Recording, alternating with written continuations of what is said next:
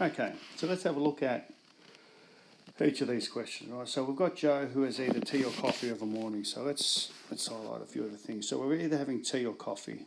Yeah. Now for me, I've decided to go with tea or not tea. Yeah. If she has tea one morning, then the probability. So we have different conditions there, and so what we're looking at is we've got Monday, Tuesday, Wednesday. We know what happened Monday. What's the probability of something happening Wednesday? Okay, so let's map out our 3 days. I might use that one. So we've got Monday, Tuesday, and Wednesday, and we know Monday she has coffee. So I put not tea. Okay, so if she doesn't have tea, all right, the probability of her having tea the next day is slightly increased. And if she does have tea, or she doesn't have tea, T dash, the probability of her not having tea again is down to 0.3. So then I can fill in the next day as well. So there's my have tea on a Tuesday. Well, then the probability of having tea again on Wednesday is 0.4. The probability of not having tea on the next day is 0.6. And then the not tea, okay, the probability of having tea on the following day is up to 0.7, not tea is 0.3. So if you keep track of which day is which, it makes life a bit simpler, because the question just becomes then, what is the probability that she has tea on the following Wednesday? So what we need to have is tea on the Wednesday, which means in our little diagram there, or in our probability, we know Monday. The unknowns then are, wrong pencil, the unknowns are Tuesday, Wednesday. So we need the probability of, well, she could possibly have tea on Tuesday and tea again on Wednesday, or the probability of not tea on Tuesday and tea on Wednesday. So if we go to our tree diagram, I want a T times T, and T times T is this path. So my 0.7 by 0.4, and not T times T is that path there, 0.3 by 0.7. So just be careful with your decimal mathematics and end up with a 0.49 answer. All right. We keep moving on. Two events A and B from a given event space. A is equal to 1/5, B is equal to 1/3. Calculate the probability of A dash intersection B. Okay, as soon as you see the A dash, and we're talking about intersections in particular, it doesn't really matter. A dash, I think the best approach is to do yourself a little table. All right, so if we put in the information that we know from the question, and all of that's in blue. All right, so A intersection B is 1/8. So I've turned everything into on 120 because that gives me a 8 by 5 by 3, which is my common factor. All right, so A intersection B is 15 on 120, which is 1/8. The probability of A occurring was 1/5, which is 24 on 120. Probability of B occurring is 1/3, which is 40 on 120. And so then it's really quite straightforward just to fill in the gaps there in green. All right. So then if we go to our table, A intersection B, A dash intersection B is here in that bottom left corner, which is just 25 on 120, and then I can simplify, which is 5 on 24. So what does it mean for mutually exclusive events? So mutually exclusive events, that's a definition. A intersection B is 0.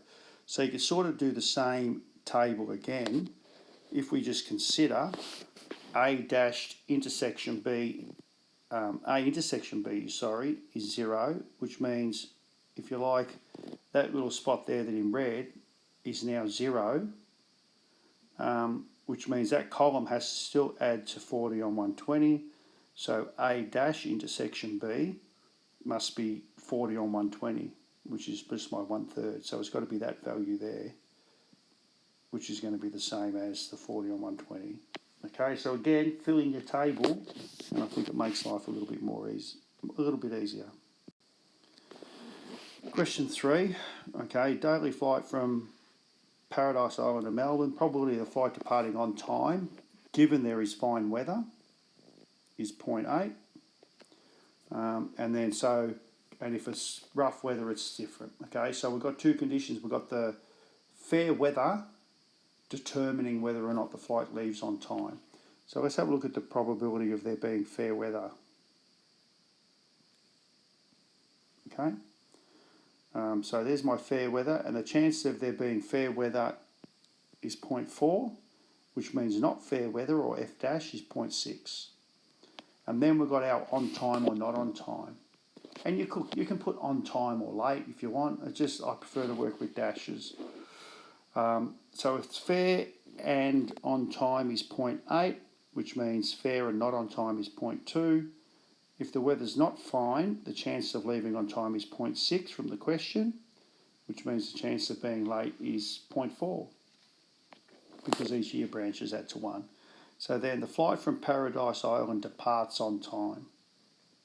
So to depart on time, I've got, again, if I just change the colour, I need fair weather and on time, or I have foul weather or not fair weather, also on time.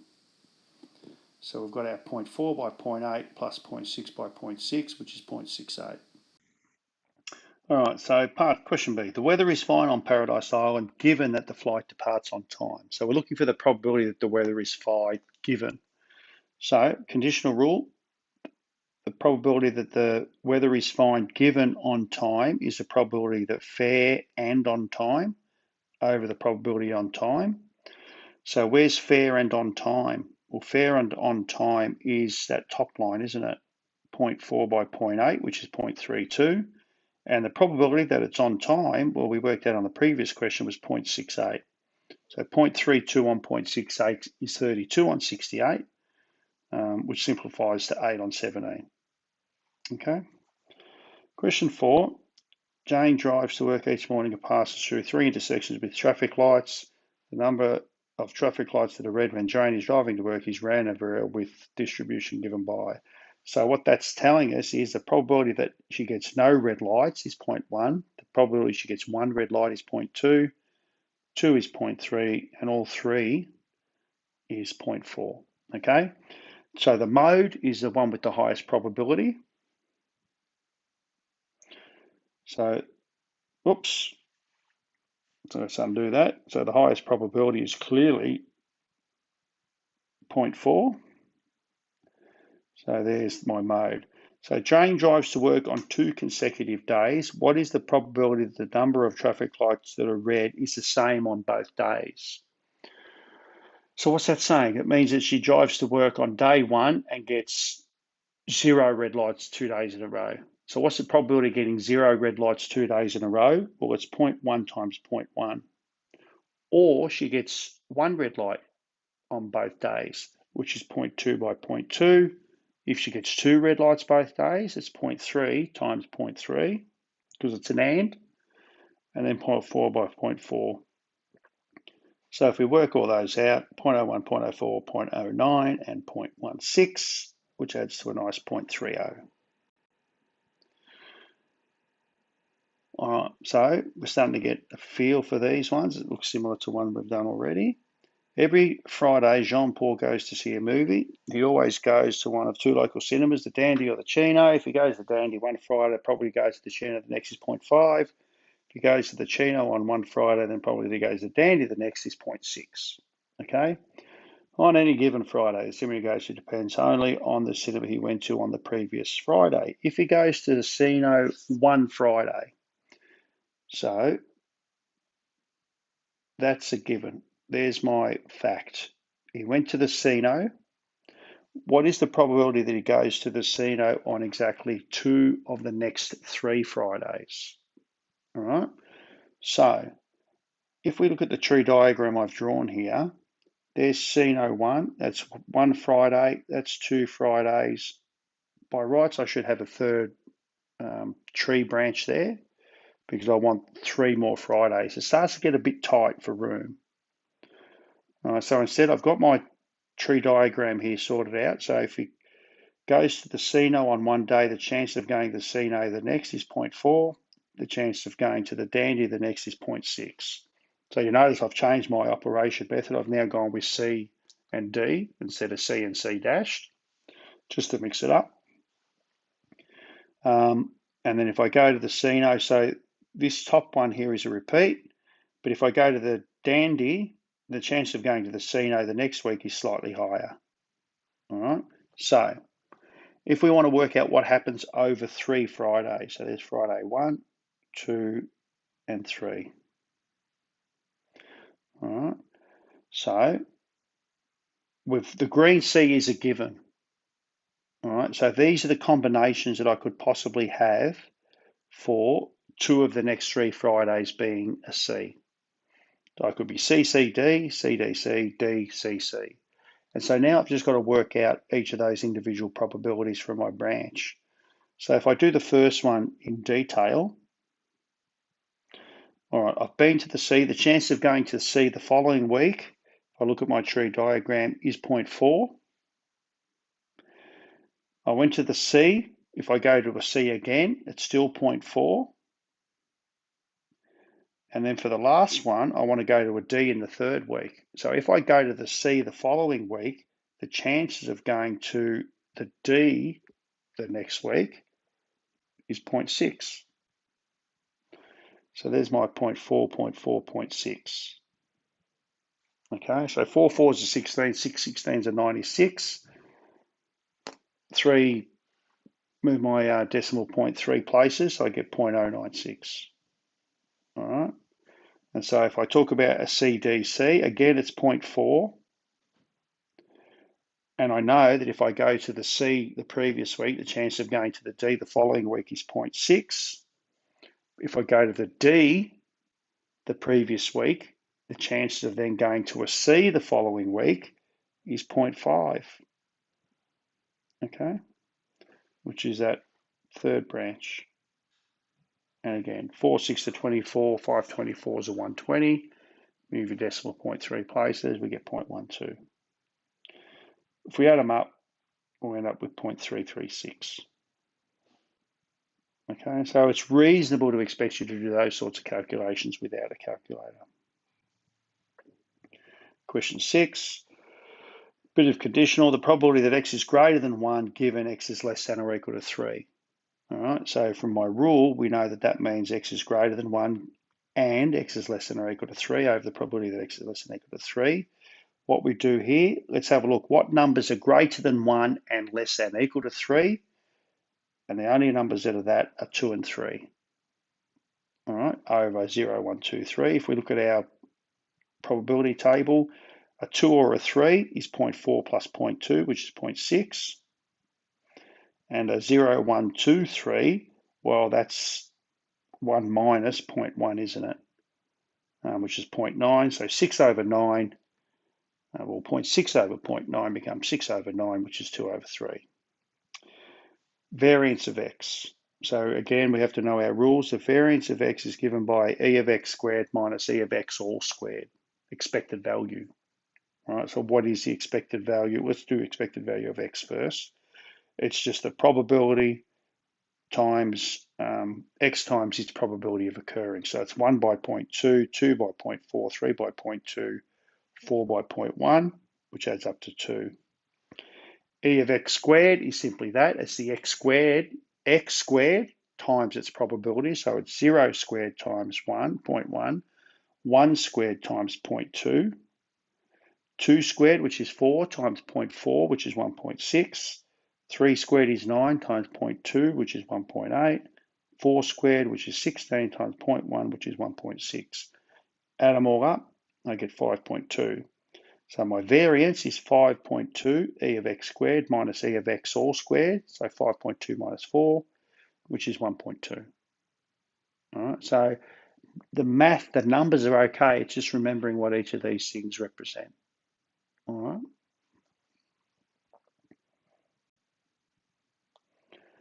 Okay, short answer now. Question 7, again, we've got a discrete random variable x as a probability distribution. All right, find P.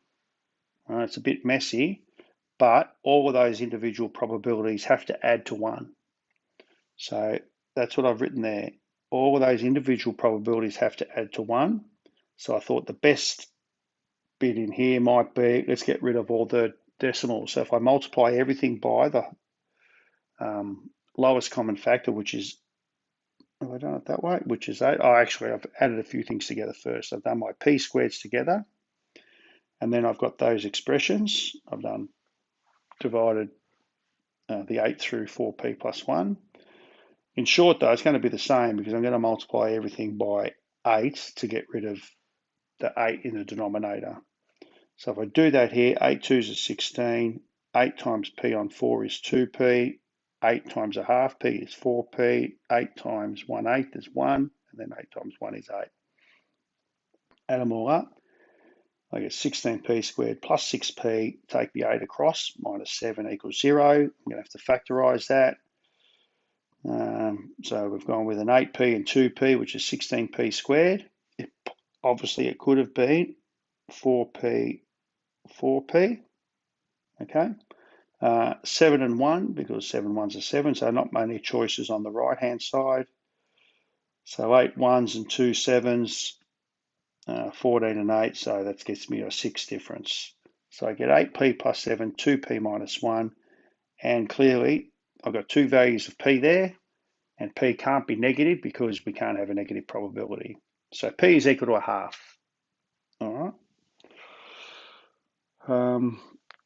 My instruction there is to solve on the CAS, so possibly, if you had CAS available, you would certainly do that. All right, 4 identical balls, numbers 1 to 4, are put into a box. The ball is randomly drawn from the box and not returned. A second ball is then randomly drawn from the box. What is the probability that the first ball drawn is numbered 4 and the second ball drawn is numbered 1? So in the box, there's 4 balls. One of them is a 4, and if I take one of them out, there's only 3 balls left, and only one of them will be number 1. So that gives me 1/12. So I'm doing this and this, getting a 4 then and a 1, so it's multiplying the probabilities. What is the probability that the sum of the numbers on the 2 balls is 5? So how do I get a 5? Well, I can do a 1 of 4. I can do 4 1, 2 3, 3 2, and then 1 4. All right. We've worked out a 4 1 already, which is going to be the same as a 1 4. And hopefully, if you're thinking it through, it's not going to be any difference to a 2 3 and a 3 2 because there's only one of each number present anyway. So I need a 4 and a 1, or a 2 and a 3, or a 3 and a 2, or a 1 and a 4, which means we can add those individual probabilities. And I get 4 on 12, which is 1/3. Please avoid from leaving your answer as a 4 on 12 because it's a really straightforward simplification, so you'd expect it to simplify. Given that the sum of the numbers on the 2 balls is 5, what is the probability that the second ball drawn is numbered 1? So what's the probability of second ball 1 given they add to 5? So second is a 1, given they add to 5 is the second is a 1 and they add to 5 over they add to 5. Well, the add to 5 is what we just worked out. All right. What's the probability that the second ball is a 1 and they sum to 5? Well, if you go to all the options where they sum to 5, it's 4 1 2 3 3 2 1 4. Only one of them have the second ball as a 1. So of the 4 combinations, only one of them has the second ball 1. So the only combination I can get is a probability of a 4 1, which is 1/12. And if I work that out, I get 1/4. The other way to think of it could have been just come into here, given that they sum to 5, there were only 4 possibilities. So you're guaranteed that it's one of those 4 probabilities or one of those 4 combinations. Because they sum to 5, we were told that was true. So if we're told that's true, it could only be a 4 1 2 3 3 2 or a 1 4. It could only be which means one of those four had to happen. And there's my 1/4 also. All right.